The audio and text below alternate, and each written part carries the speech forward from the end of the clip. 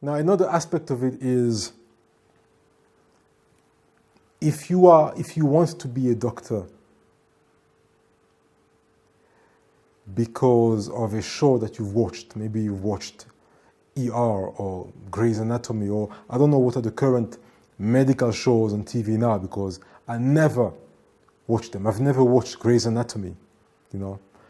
Perhaps one episode, half of it, because back then my sister might have been watching or something like that, you know. But otherwise, as a doctor, I've never watched any of these shows, right? But I know, you know, the snippets of those shows that I've seen, that I've had a glance at. It's not realistic. Maybe that's why I don't fancy them too much, you know.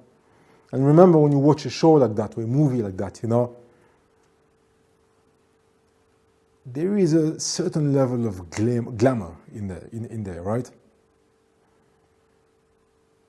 The white coats, apparently they still wear white coats in medical shows, you know. So the white coats are always nice and clean. The scrubs are always clean, right? There's a certain degree of cleanliness in the ER and stuff like that. When you go to the real ER, it's going to shock you out of your system. If you haven't been shadowing doctors in hospital before going to medical school, right, you are going to be shocked. Because a busy ER, a busy trauma unit, a busy casualties, a busy A&E, right? When you go in there, it's like a war zone. It's not pretty, right? There's blood. There's blood everywhere. There's drops of blood and not just drops of blood, but sometimes there's blood here and there. People come in there, you know, gunshots, stab wounds, accidents, you know, broken limbs, you know, lacerations, and they're bleeding heavy. And sometimes it's not always easy for the cleaners to just be there, because then they're going to be in the way of the medical staff, the nurses, the doctors, the paramedics and stuff, you know. So sometimes the blood might stay there for a little longer than you might like it, right? So it's not pretty. If you've ever been sick and you've been to the ER, you know. So Grey's Anatomy or whatever show you like, no, that's not realistic, because when you go into the ER, number one, it's quite dirty in terms of blood, sometimes urine on the floor, vomits, right, stuff like that. And then what you don't get a sense of when you're watching these shows is that the smell of hospitals, right? So people go to the ER, people are very sick, people are vomiting, people have urinary incontinence, fecal incontinence, you know. So they let go right there in their hospital bed, pissing themselves, you know, doing a number 2 on themselves and in the bed. And, you know, I mean, there's the smell of, what I'm telling you is sometimes you have the smell of urine, the smell of feces, the smell of blood, all wrapped up in one. And that, you know, sometimes it's a bit, if you're not a doctor, it might be a little bit overwhelming, right? And then you've got, you know, it's, sometimes you get people who go into that scenario for the first time and they're like, oh my God, this is a horrible place. Yeah, you know, but when you work there, you're used to it, so it's okay, you know, everything is good, you know. So, yeah, what can you do, man? If you can't change that, at least, you know, ignore it, you know. So know that it's not for everybody. Some medical students and some doctors decided to quit because they couldn't take it, you know. Even if you're not in the ER, but you are in the wards, you will find that there is a hospital smell sometimes in the ward, you know. And that's probably more in the public sector than the private hospitals, because in the private hospitals where I work, I mean, these are 5-star hospitals, you know, beautifully acquainted units, beautiful carpets, beautiful walls, paintings on the walls and stuff like that, and air fresheners all over the show, you know. So it's quite nice, you know. But in a public hospital setup, there will be the smell of hospital.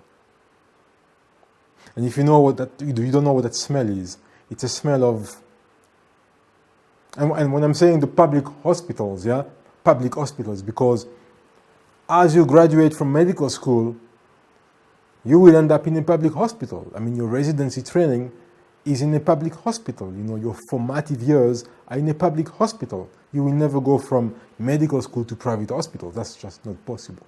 All right. So in public hospitals, you tend to get that hospital smell, even in the ward. And that's the smell of, it's like the smell of acetaminophen mixed with barbiturates, something like that, you know.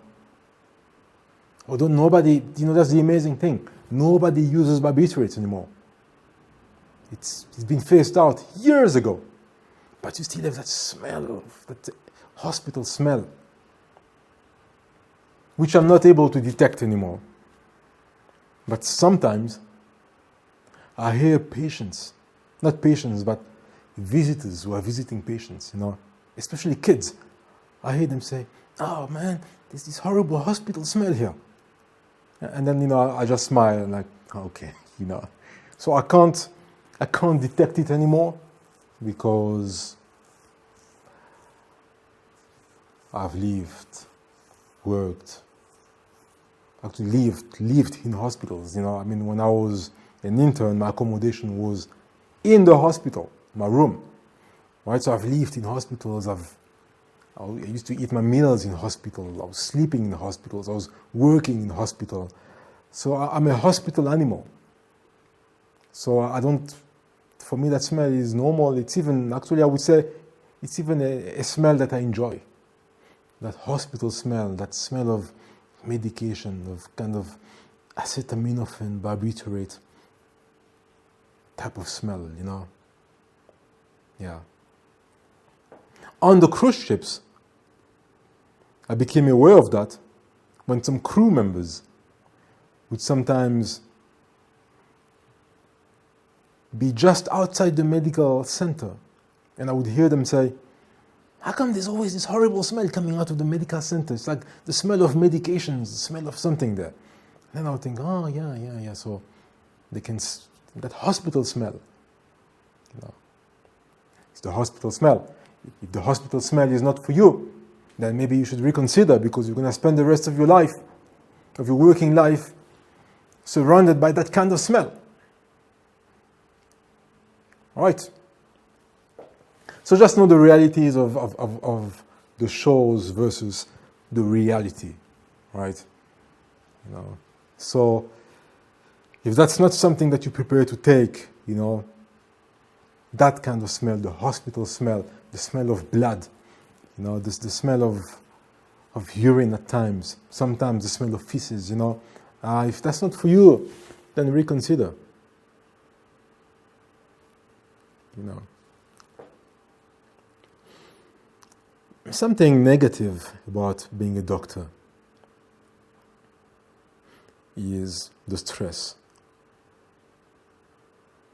of seeing patients. And you know, there's different level of stresses. I don't want to make this video too long, but you know, you have the stress of treating sick patients who are not getting better. It might take a toll on you if you do not have good coping mechanisms. And then there's the stress of seeing your patients die. You know, sudden death right in front of you. The kid was in a car accident. He's been mutilated. He's got life-threatening injuries. The paramedics have managed to keep him alive. But he arrives there and he dies in your, he or she dies in your arms. That's stressful, right?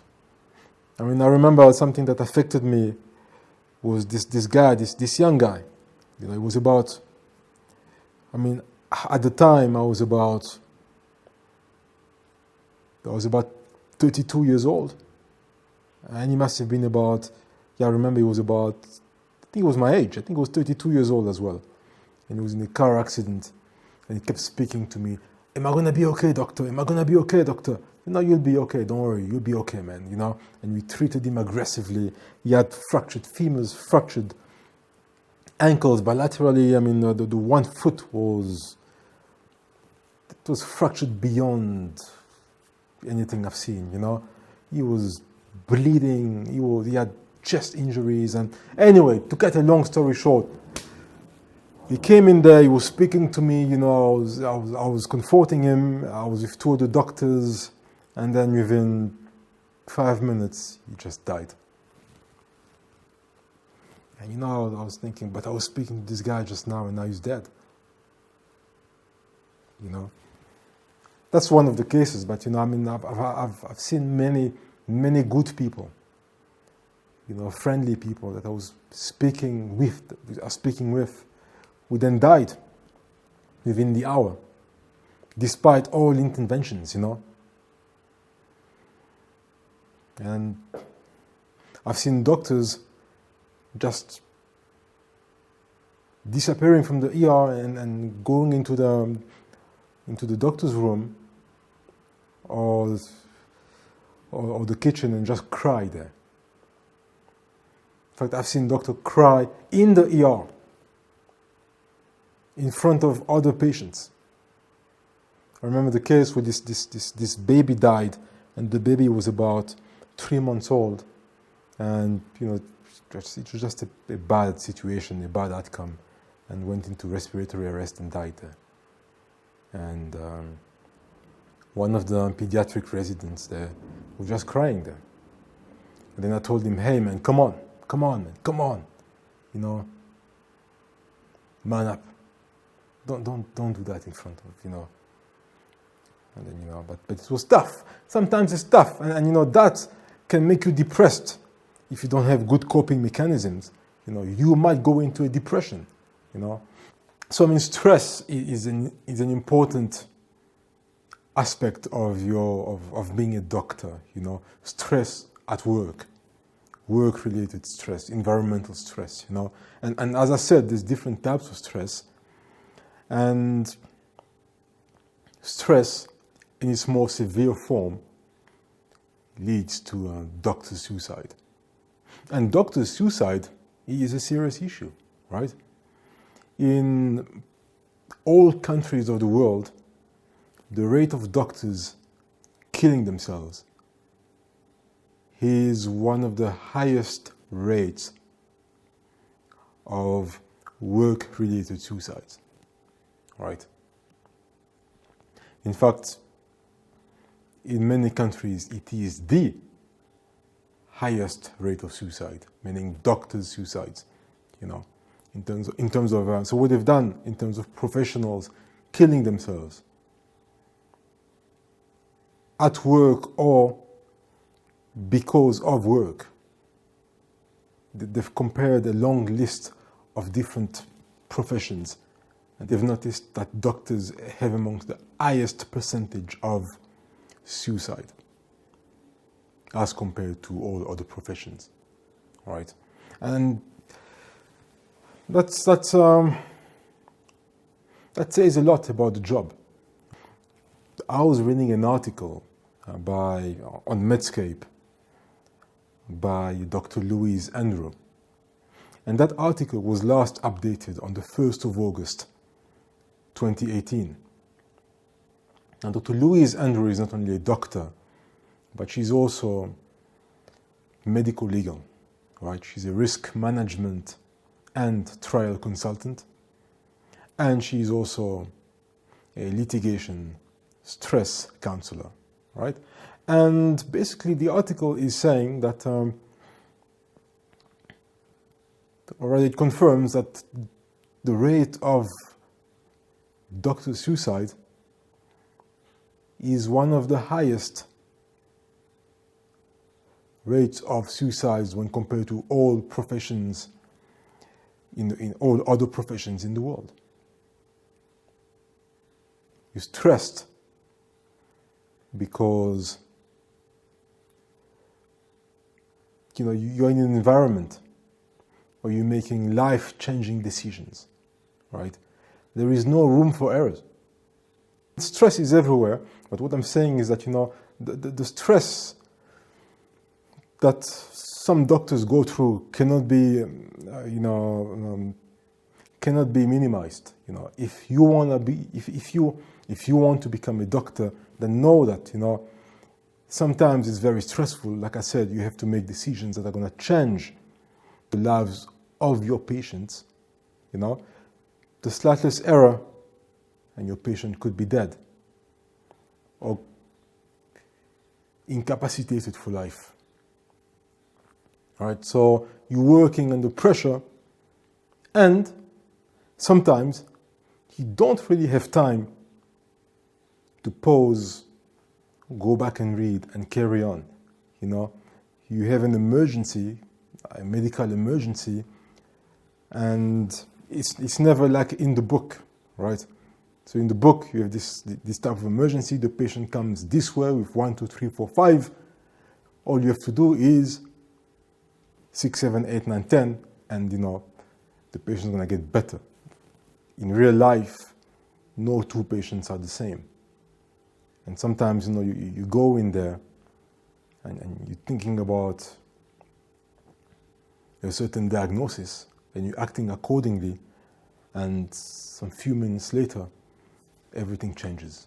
The whole dynamic of the patient, the physiology, the chemistry, the biology, everything changes.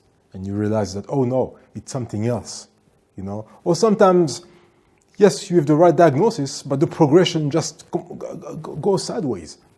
And you have to be creative, Sometimes there's some things that you would like, but you don't have them at your disposal at the time. And you have to act quickly, You thought you're dealing with a certain condition, but things just change fast. The patient deteriorates fast, right?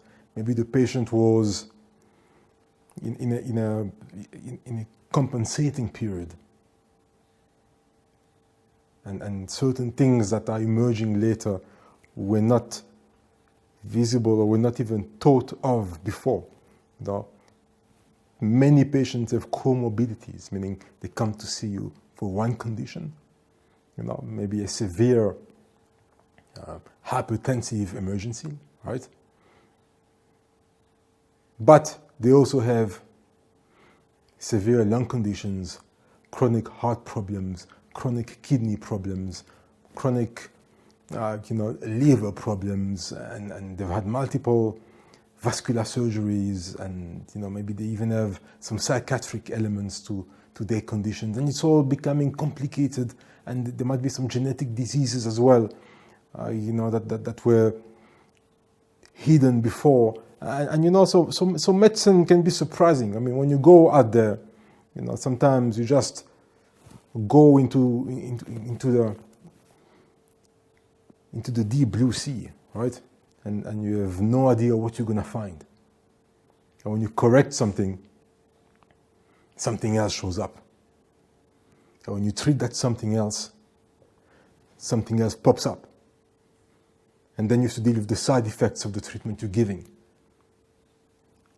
And with all that, there's also the risk of getting sued by your patients.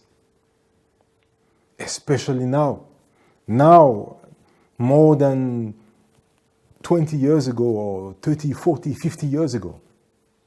All right, the risk now is much greater of you going to court, of you losing your license, of you going to prison even, right? Or of you having to settle for millions,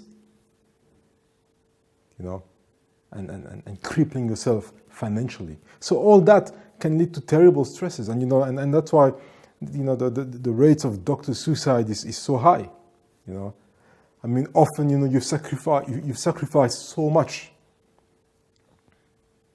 to become the doctor you are, in terms of time, amount of time spent studying for your entire life, social sacrifice, being away from your loved one, your family, your friends, and boom,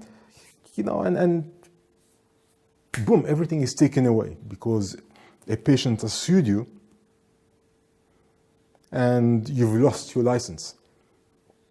And on top of that, you have to pay hundreds of thousands of dollars or even millions of dollars, right? And you don't have a job anymore. That could push you to on the brink of suicide. Especially if it was unjustified, if it was not fair, if you are convinced that you did nothing wrong. But the court sees it differently, So, this is a risk that you must factor in.